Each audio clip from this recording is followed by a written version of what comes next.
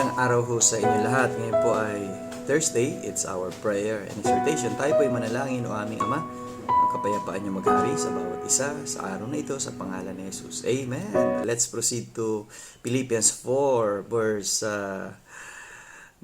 But my God shall supply all your need according to His riches in glory by Christ Jesus. Well, ano ba ang kailangan ng tao sa buhay na ito? Ang kailangan ng tao sa buhay na ito ay relasyon. Relasyon sa Panginoong Kristo. Kailangan mong tanggapin si Jesus na iyong maging Panginoon at tagapagligtas at tumalikod ka sa iyong mga kasalanan at sumunod sa kanyang kalooban.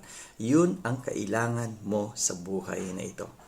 At ang mga bagay na material ay kasunod na lamang. Pero unahin mong tanggapin si Jesus na iyong maging Panginoon at tagapagligtas sa araw na ito. See you again tomorrow sa ating Strong Family Prayer and Exhortation.